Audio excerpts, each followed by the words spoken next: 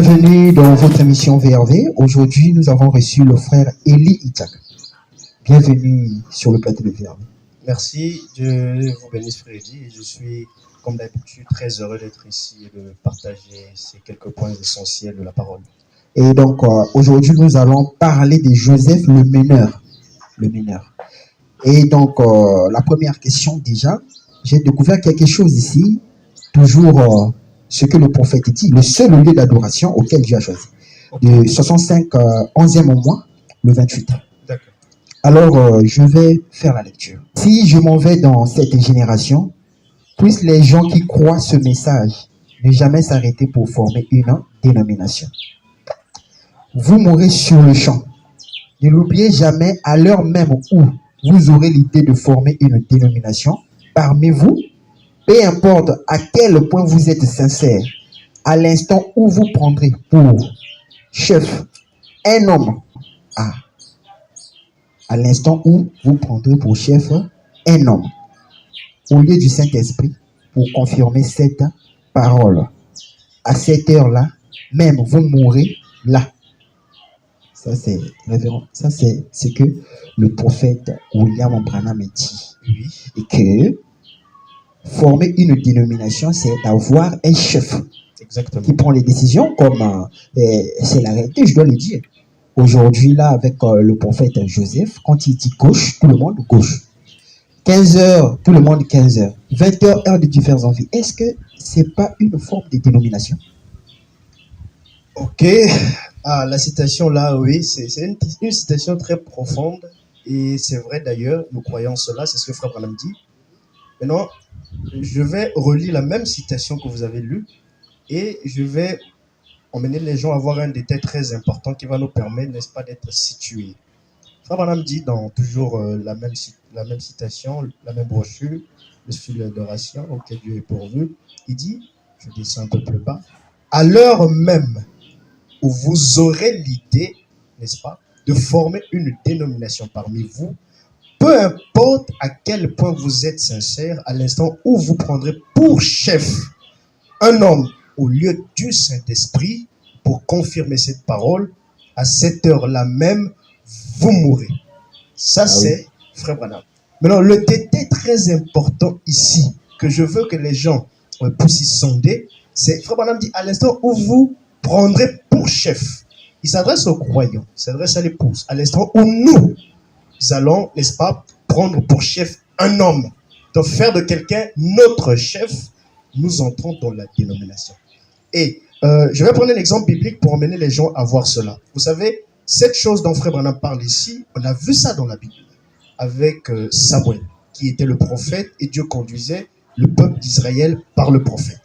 Ce qui se passe, c'est que les anciens d'Israël, Israël vient voir le prophète et dit au prophète, établis sur nous un chef, un roi. Je lis cela dans 1 Samuel chapitre 8, le verset 4.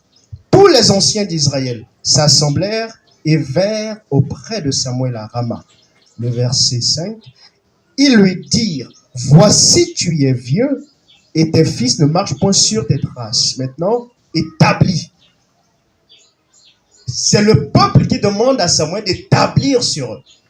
Établir sur nous un roi pour nous juger, comme il y en a chez toutes les nations. Le verset 6.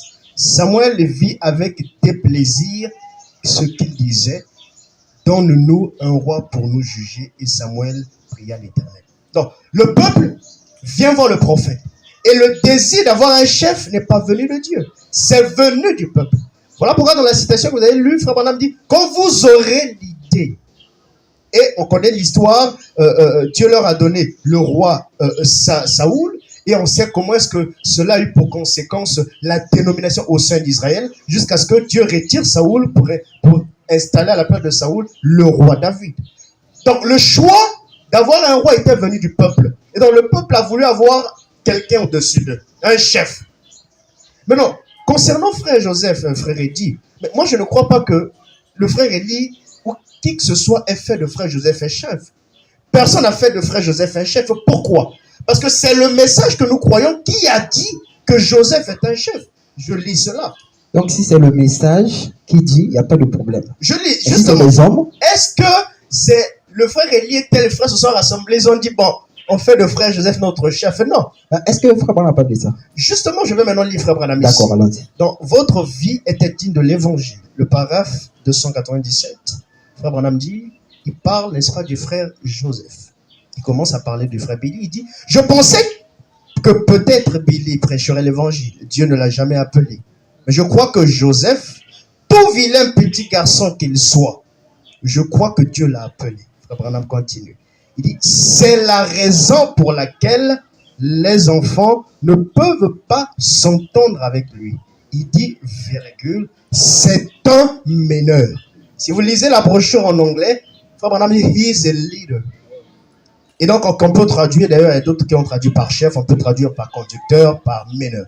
Et donc, c'est le message que nous croyons qui dit que frère Joseph est un conducteur, est un chef, est un leader, est un meneur.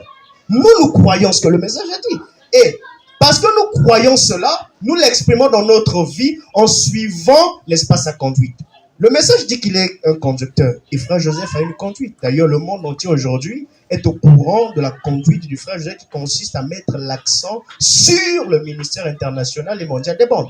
Qui consiste à mettre l'accent sur les coups des bandes. Maintenant, nous qui croyons, comme le message l'a dit, qu'il est un conducteur, qu'il est un meneur, alors nous suivons cette conduite-là. Maintenant, si quelqu'un lui dit que pour lui, frère Joseph n'est pas un leader, n'est pas un meneur, donc il pense que c'est pas important pour lui de suivre cette conduite-là, nous le respectons, nous respectons son choix. D'ailleurs, frère Joseph, lui-même, il est le premier à dire que chacun de nous est appelé à faire ce qu'ils se sont conduits à faire par le Seigneur.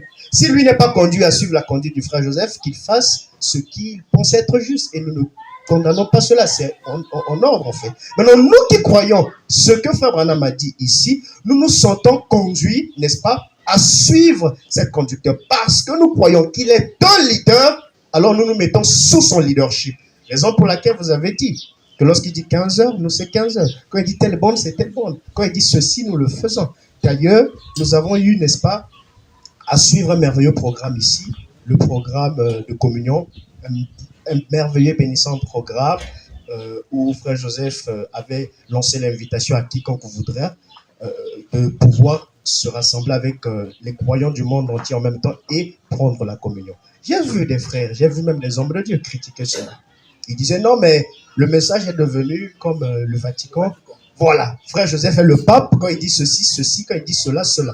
Mais vous savez que les gens ne comprennent même pas. Pour eux, c'est étrange de voir les gens de divers pays rassemblés autour d'un même programme. Pour eux, c'est la dénomination, mais ils ne savent pas que même bibliquement, nous voyons cette scène-là dans Exode. Le peuple d'Israël, avant de sortir de l'Égypte, mais d'ailleurs, frère Branham le dit, ils ont pris la communion. Ils ont pris la communion autour du corps de l'agneau. Dieu leur a donné des instructions par le prophète Moïse. Chacun dans sa maison devait se rassembler avec sa famille et prendre un agneau pour chaque maison et pour la communion. La communion, il y avait le corps de l'agneau qui devait manger, il y avait le sang de l'agneau qui devait prendre et appliquer sur les linteaux et les portes. Et nous aussi également, aujourd'hui, quand on prend la communion, nous avons deux éléments. Nous avons le corps du Seigneur qui est représenté par le pain et nous avons le vin, le sang du Seigneur qui est représenté par le vin. Et donc, ils ont pris la communion. Tous réunis autour d'un même programme. Chacun dans sa maison avant la sortie de l'Égypte. Mais je ne crois pas que Moïse était devenu le pape là, ou je ne sais pas, la dénomination hébraïque avec... Il n'y avait pas de choses comme ça. Donc aujourd'hui, quand les gens ils disent ça, ils ne comprennent simplement pas parce que cela a été déjà dans la Bible. Et voir des gens de partout rassemblés dans leur maison, prenant la communion, ce n'est pas nouveau, c'est la parole. Alors, frère Joseph, je répète, nous n'avons pas fait de lui un chef. D'ailleurs, la citation dit, quand vous prendrez, quand vous aurez l'idée, mais nous n'avons pas fait de frère Joseph un chef. Le message que nous croyons de tout notre cœur a dit que cet homme est un leader. D'où, nous qui croyons cela, nous nous mettons sous son leadership. Regardez une chose pour terminer. Josué avec les enfants d'Israël. Quand vous voyez Josué avec Moïse, même du vivant de Moïse, Josué avait démontré combien est-ce qu'il était un grand meneur d'hommes. Regardez la scène qui se passe alors que Moïse est sur la colline, n'est-ce pas? Et il tenait le bâton de ses mains. Il y avait Aaron et Hur d'un côté comme de l'autre qui devaient soutenir ses mains. Mais qui était en bas en train de mener les hommes à la bataille? C'était Josué. Et donc, depuis le vivant de Moïse, Josué démontrait combien il était un grand meneur d'hommes. Regardez que dans le film Les 10 commandements, dont Frère Bana parle dans le message de Cécile 2000, lorsque les enfants disaient sors de l'Égypte, vous allez vous rendre compte que c'est Josué qui donne les ordres et non Moïse. C'est Josué qui dit aux Lévites, bon, vous faites ceci, un tel, va là-bas, prends ceci, un tel. Si vous regardez le film. Donc, Josué était un grand meneur d'hommes. Et lorsque Moïse est parti, Dieu a pris Josué. Il a mis Josué, n'est-ce pas, à la place de Moïse.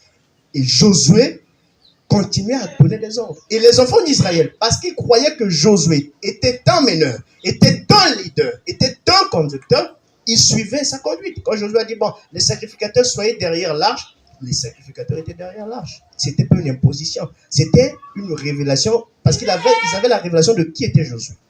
Josué était un conducteur, était un leader. Et ils étaient sous maintenant son leadership. Et nous également, parce que nous croyons, comme le message l'a dit, ce n'est pas un homme qui l'a dit, c'est le message que nous croyons qui a dit que Frère Joseph est un chef, est un leader. Alors, nous nous sommes mis sous son leadership. Si quelqu'un ne le croit pas, il est libre de faire ce qu'il pense être juste et nous respectons cela. Le frère Élie, tout ce que vous avez dit là, c'est bon, c'est très important, mais le problème ici, c'est que le frère Joseph est le pasteur de Branham Tabernacle. Est-ce que un pasteur d'une église locale peut s'adresser à toute l'épouse? Ah oui, ça c'est aussi une question, parce que j'entends aussi les gens dire ça souvent. Ah ben oui, c'est très important. Frère Joseph, il est pasteur, n'est-ce pas, du Branham Tabernacle, et donc ce qu'il dit, nous n'avons pas lieu d'appliquer cela. C'est le Branham Tabernacle et tout. Bon, moi j'aime dire aux frères ceci. Vous savez, même le frère Branham que nous croyons, le messager de cet âge, les gens savent que... Ils semblent oublier souvent qu'il était pasteur d'une église locale aussi. D'ailleurs, le premier pasteur du Branham Tabernacle, c'était frère Branham lui-même. Il était pasteur de l'église du Branham Tabernacle. Et donc, il avait un troupeau local. Mais cela n'a pas empêché à ce que le message qu'il a apporté et ce qu'il a reçu de la part du Seigneur, aujourd'hui on le prêche dans d'autres églises, autres que le Branham Tabernacle. Je vois les églises du message qui sont là avec les bandes, les brochures et tout, mais ce n'est pas le Branham Tabernacle. Donc, on n'a pas lieu de dire ceci parce que même dans la Bible, cela est démontré. Avec Paul, premièrement, je vais lire ici. Vous savez, Paul, il était, n'est-ce pas, le messager de l'âge de l'Éphèse. Mais il était aussi pasteur de l'église d'Éphèse. L'église d'Éphèse, qui était d'ailleurs une église locale, parce que Frère Branham nous montre que ces 7 églises-là ont bel et bien existé. Et Dieu a fait quoi? Dieu a pris ces 7 églises comme exemple pour typifier les symptômes de l'Église. Dans la ville d'Éphèse, il y avait, vous allez lire ça dans le livre d'Exposé, il y avait ce qu'on appelait le culte de Diane. Il n'avait pas la foi chrétienne. C'est Paul qui a apporté la foi chrétienne dans cette église d'Éphèse. Et c'est Paul qui a eu à établir la première église à Éphèse. Je lis ça ici d'ailleurs, Frère Branham le dit, dans Questions et réponses sur les sceaux, le paragraphe 48, écoutez Frère Branham. Du temps de Paul, l'ange de l'église d'Éphèse, Paul qui a fondé cette église, qui en a été le messager. Souvenez-vous, Paul qui a fondé cette église d'Éphèse, il est devenu le messager de cette église. Paul vient, lors de son voyage missionnaire, il établit, il évangélise et il commence une œuvre là-bas, d'où il y a la naissance de l'église d'Éphèse. Et lui-même, il est le pasteur. Je lis encore une autre citation, Frère Branham est plus clair dans l'ordre de l'église ici. Il dit le paragraphe 7, l'ordre de l'église de 63. Paragraphe 17. Mais nous vivons dans un âge tout à fait semblable au temps biblique, où les églises, il dit, maintenant, si vous remarquez, il a fondé l'église qui se trouvait à Éphèse. L'église d'Éphèse qui était une église bien établie. Paul qui avait fondé la vraie foi dans cette ville, il y est resté pasteur que pendant environ 3 ans. Paul emmène la foi chrétienne. Il est le pasteur de l'église d'Éphèse. Mais on voit Paul quand même écrire des lettres à l'église de Corinthe. Il n'était pas pasteur là-bas, à l'église de Galatie, à l'église de Thessalonique, à l'église de Colosse. Bien qu'il est pasteur et qu'il a la charge d'une église locale, mais parce qu'il est prophète, Dieu parle par lui et s'adresse à d'autres églises. S'adresse à l'épouse qui est à Corinthe, l'épouse qui est à Colosse, l'épouse qui était à Thessalonique, à Colosse, et ainsi de suite. Mais est-ce que quelqu'un pouvait venir et dire à Paul, non, Paul, comme si toi tu as la charge d'une église locale, ce que tu dis là, garde ça pour ton église. Non, mais il n'était pas révélé. Maintenant, les gens pourront dire quand même que, non, frère Élie, frère Branham, c'est vrai, Paul aussi, c'est vrai, parce qu'ils étaient des messagers. Donc, ce n'est que normal que des messagers, bien qu'il peut avoir la charge d'une église locale, il peut s'adresser à l'épouse. Mais frère Joseph n'est pas un messager. Maintenant, comment penses-tu cela? Je vais prendre encore un exemple de la Bible. Maintenant, là, c'est plus un messager. D'accord. Là, maintenant, c'est Jean. Lorsque Paul s'en va, Jean prend, n'est-ce pas, la relève. Et frère Branham nous dit que Jean était même pasteur de cette église d'Éphèse. Je lis frère Branham ici, dans l'église d'Éphèse. Il dit, lors de son voyage missionnaire, là il parle de Paul, il établit l'église à Éphèse. L'église d'Éphèse, et il en fut le pasteur, jusqu'à ce qu'il soit décapité en 66. Paul a été décapité en 66, et donc il était pasteur de cette église jusqu'en l'an 66. Étant ainsi le pasteur de cette église d'Éphèse pendant environ 22 ans, par de Paul. Ainsi, après sa mort, il nous est rapporté que Saint Paul, ou plutôt Saint Jean le divin, devint le pasteur de cette église et en eut la charge durant cet âge-là. Paul s'en va. Jean prend la relève et il prend même la charge de l'église locale d'Éphèse. Donc Jean devient le pasteur de cette église d'Éphèse. On est d'accord que Jean n'était pas messager. Quand on lit les 7 messagers là de de Paul à Branham, on ne voit pas le nom de Jean. Mais regardez Jean. Combien même il est aussi pasteur d'une église locale, on voit Dieu se révéler à lui dans le livre d'Apocalypse. Il est dit écrit, on voit l'église de Laodicée. Il n'était pas pasteur là-bas. L'église de Pergame, de Thyatire, l'église de Philadelphie, l'église de Sardes. Donc l'ancien de l'église de Sardes, parce que autrefois on les appelait les anciens, ceux qui avaient la charge ou évêque. Donc est-ce qu'il allait dire à Jean, non, Jean, toi tu as la charge de l'église locale d'Éphèse. Dans ton message là, grâce à pour ton église, moi j'ai la charge de cette église là, on avance avec le Seigneur. Non, parce que Jean était prophète. Combien même on dit dans la Bible qu'il était apôtre, comme aussi Paul, la Bible dit qu'il était apôtre, mais frère Branham nous révèle qu'il était prophète. Et Jean également était prophète, d'où il reçoit la révélation d'Apocalypse. Et Dieu, dans la révélation d'Apocalypse, lui dit de noter des choses, des lettres pour envoyer à d'autres églises où il n'était même pas pasteur. De parler à l'épouse, par Jean qui était pasteur d'une église locale. Je lis frère Branham encore une autre citation. Regardez ce que frère Branham dit. Frère Branham dit ici dans... voilà. Il dit dans la vision de Patmos, le paragraphe électronique 73. Frère Branham dit, eh bien, c'est une petite île située à 30 000 de la côte de l'Asie mineure, dans la mer Égée, juste en face de l'église de Philadelphie, ou plutôt de l'église d'Éphèse, à laquelle le premier message fut adressé. Donc le premier message que Dieu adresse, c'est à l'église d'Éphèse. Et donc Jean était le pasteur. En d'autres termes, là où il était un pasteur. Et frère Branham continue, dit, il regardait droit vers son église et le premier message était adressé à son église, laquelle représentait un âge de l'église. Donc le premier message que Dieu adresse, il adresse à l'église dont Jean lui-même il était pasteur. Il dit, le premier message était adressé à son église, laquelle représentait un âge de l'église. Très bien. La vision fut donnée à Saint Jean le divin, qui était alors le pasteur de l'église d'Éphèse.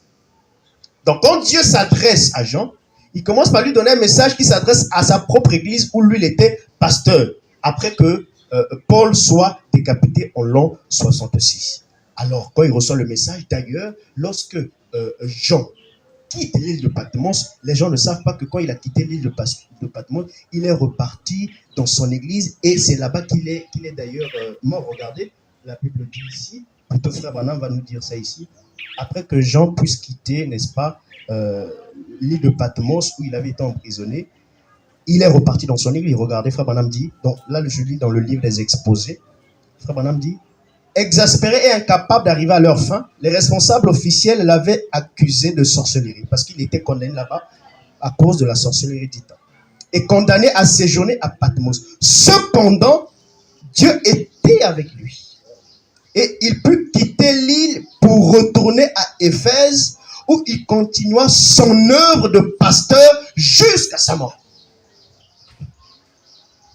Donc, Jean, après avoir quitté l'île de Patmos, il est reparti œuvrer dans son église où il était pasteur jusqu'à sa mort. Mais Jean a écrit des lettres dans d'autres églises. Est-ce que devons-nous dire que parce que Jean était le pasteur d'une église locale, dans ce qu'il dit ne concerne que l'église d'Éphèse? Non, parce que les gens oublient qu'il fait l'office de pasteur, mais il est prophète. Les gens semblent aussi oublier que frère Joseph, il fait l'office de pasteur, il est prophète. Frère Branham a fait l'office de pasteur, il est prophète. Et tout prophète de Dieu, qu'il soit pasteur d'une église locale ou pas, Dieu peut parler par lui pour adresser un message à toutes les épouses. Combien même, donc le fait qu'il soit pasteur d'une église locale ne va jamais bloquer ou faire obstacle à ce que Dieu parle par lui pour s'adresser à toutes les épouses. Et nous avons des exemples, Paul, Jean, frère Branham lui-même. Donc arrêtons de croire que parce que frère Joseph, il est pasteur d'une église locale, donc il ne peut pas parler à l'épouse. D'ailleurs, il parle à l'épouse chaque samedi.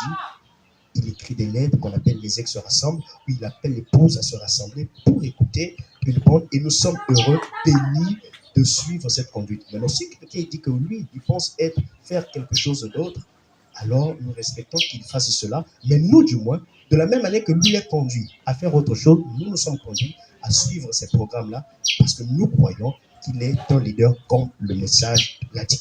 Merci beaucoup, le frère Elie, pour ces précisions. Et vu que la technique nous fait signe, donc un dernier mot rapidement. Ok, s'il faut peut-être dire un dernier mot, simplement, nous devons arrêter de dire des choses comme ça parce que ce n'était pas propre de voir des hommes de Dieu critiquer au nom, Joseph est devenu un pape, le Vatican, non. Franchement, les gens s'enflamment souvent sur des choses qui sont d'ailleurs scripturaires, mais parce qu'ils ne vérifient pas les Écritures, ils parlent et ces paroles-là vont les rattraper. Donc, frère Joseph n'est pas le pape, le message n'est pas le Vatican, seulement il est prophète, et le fait qu'il soit prophète, il est un meneur, dit le message, et il a une conduite. Et maintenant, nous sommes appelés à suivre cette conduite. Maintenant, si quelqu'un pense qu'il doit faire autre chose, d'ailleurs, frère Joseph est le premier à dire que chacun fasse ce qu'il se sent conduit à faire. De la même manière que nous respectons les frères qui font autre chose, les frères qui font autre chose aussi doivent respecter notre choix de suivre cette conduite qui nous bénit tant dans nos maisons et ainsi de suite. Voilà, que le Seigneur vous bénisse au prochain numéro. Merci beaucoup. Nous sommes arrivés à la fin de notre émission. Donc, je vous rappelle qu'on a reçu le frère Elie Itchaka et nous avons parlé de Joseph le mineur. Que Dieu vous bénisse.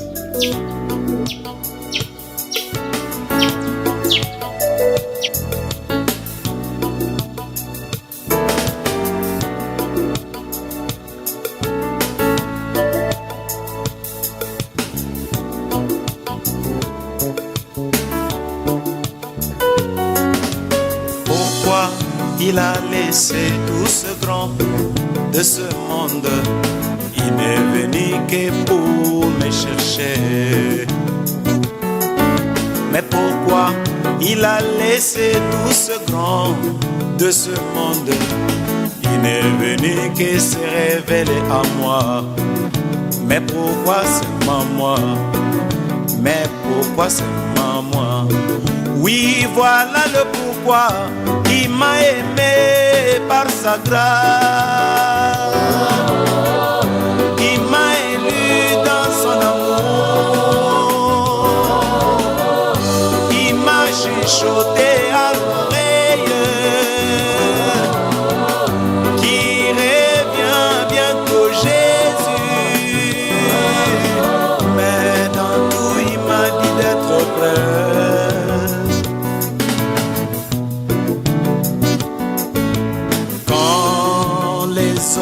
S'enivrer et commettre des péchés, il m'a dit, oh fils, cette génération ne passera pas. Quand les autres s'enivraient et commettent des péchés, il m'a dit, oh fils, cette génération ne passera pas. Il m'a aimé sa grâce. Il m'a élu dans son amour. Il m'a chuchoté à l'oreille qu'il revient bientôt Jésus. Mais dans tout il m'a dit d'être prêt.